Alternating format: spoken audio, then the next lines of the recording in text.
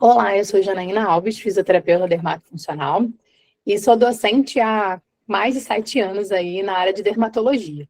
Então, hoje a gente vai falar sobre um artigo bem antigo de ultrassom, né? Esse artigo é datado de 2001 e ele é uma revisão do uso do ultrassom de forma terapêutica. Na verdade, o artigo ele trouxe como uma proposta, né, ele fazer uma discussão entre o que a gente tem in vitro, ou seja, em células, né, em laboratório, para o in vivo, que seria feito em algum paciente.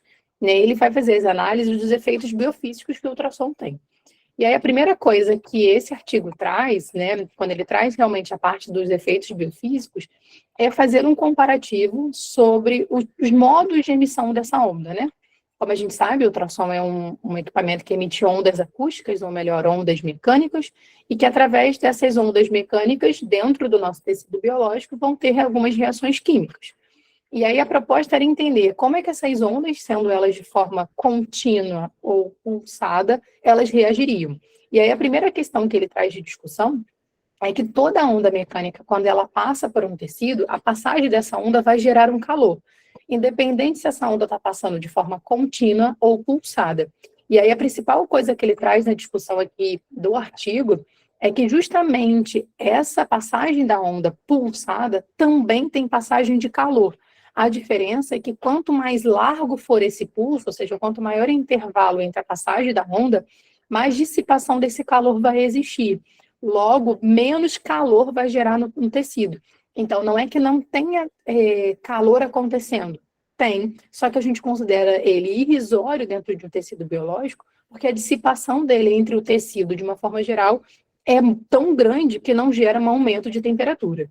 E aí, outra coisa que ele traz também é a discussão de outros artigos, né, principalmente sobre os estudos da eficácia desse ultrassom em tratamentos terapêuticos, né? E aí ele traz uma palavra bem legal, que é o SATA, e poucas pessoas, quando falam sobre ultrassom, lembram do SATA. A gente sempre lembra de dose, né? E hoje já é bem fácil das pessoas entenderem que os ultrassons, eles são com uma dose máxima de 3 watts por centímetro quadrado.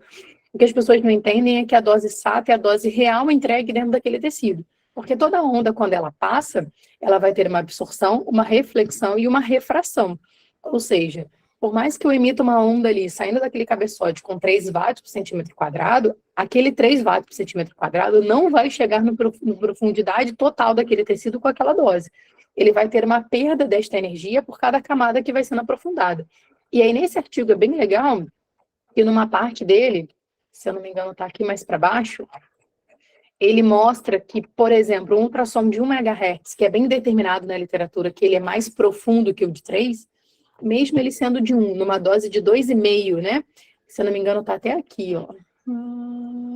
O aquecimento gerado no músculo foi menor do que se comparado, por exemplo, num tecido adiposo. E olha que uma frequência de 1 MHz, a gente sabe que chegaria numa profundidade muscular. E a temperatura não foi tão alta.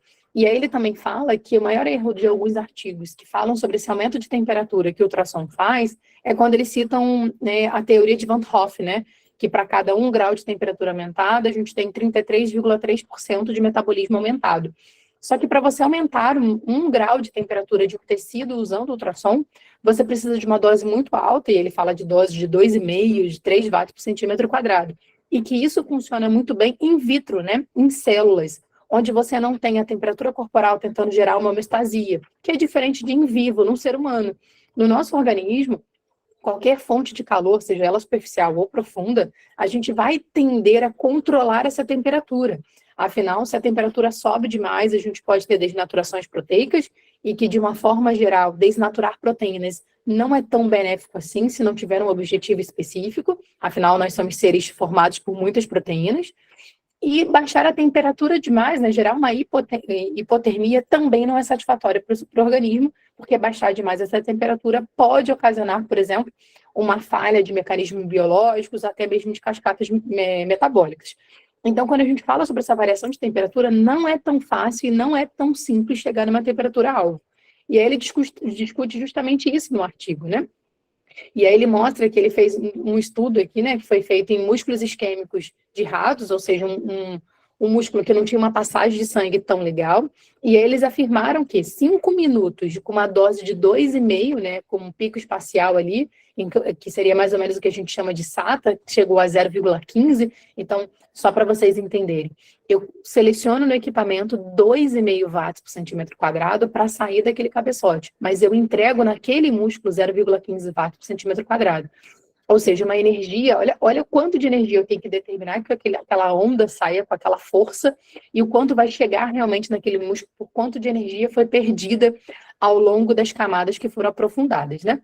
E aí ele mostrou que em torno de 1 a 3 semanas, né, de aplicação desse ultrassom, o fluxo sanguíneo, né, daquele músculo melhorou pra caramba.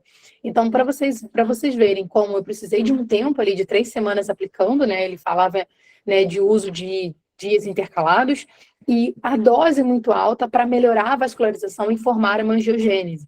E ele, inclusive, fala de uma das questões mais legais, né, aqui nesse artigo, que é a questão da cicatrização.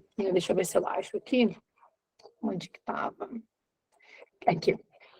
Uma coisa bem legal que ele coloca é exatamente essa frase aqui, ó. Considerando a crença amplamente difundida de que o ultrassom aumenta a extensibilidade do tecido colágeno, é surpreendente descobrir o quê?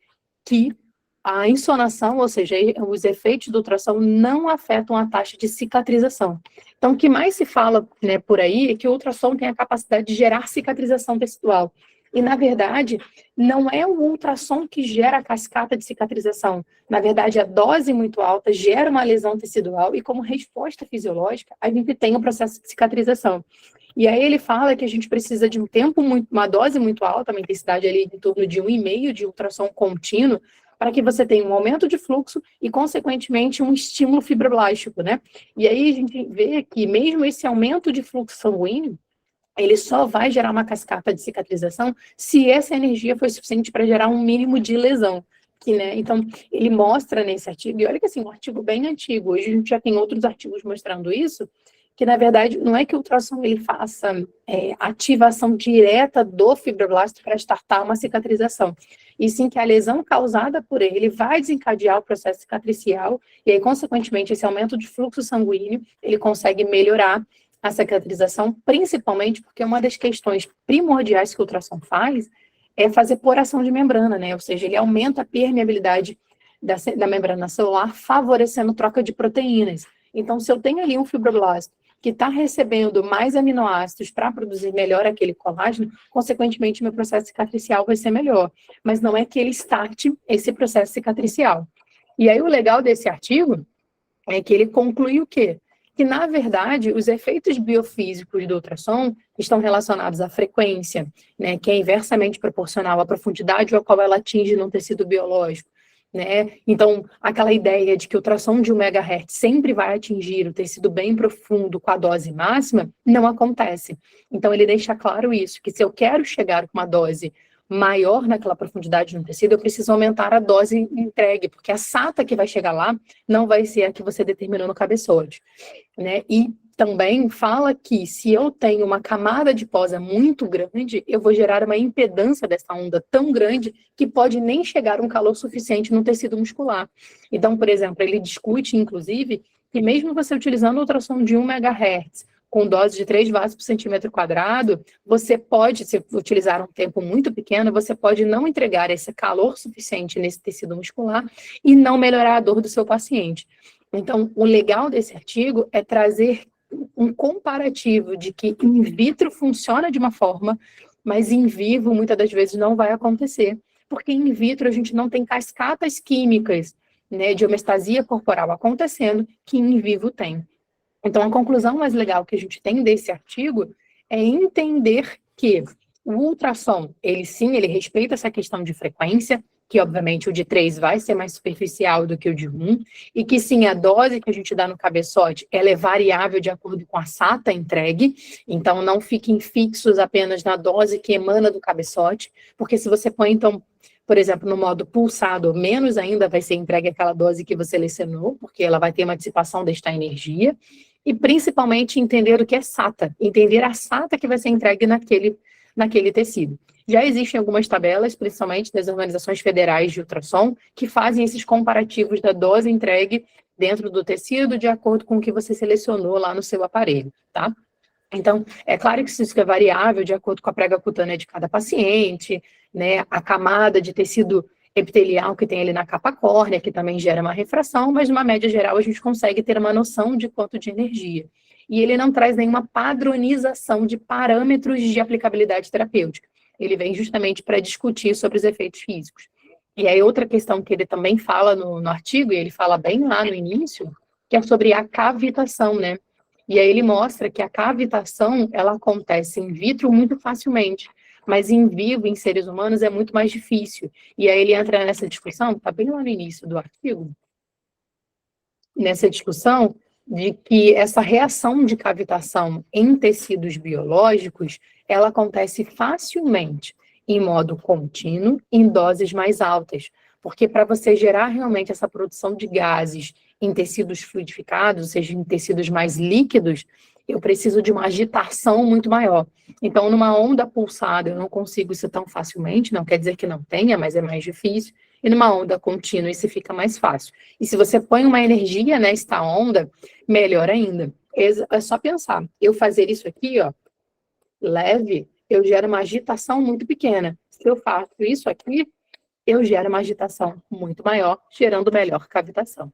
Então, concluindo o nosso artigo, ele foi benéfico para trazer para a gente uma discussão sobre os efeitos biofísicos in vitro em comparativo com in vivo. E não se esqueça que eu tenho uma plataforma online chamada Eletroterapia para além de protocolos prontos. Então, se você quer parar de ficar preso a protocolos prontos do seu equipamento, não se esqueça de se inscrever na plataforma, ela ainda está aberta. Te espero lá, hein?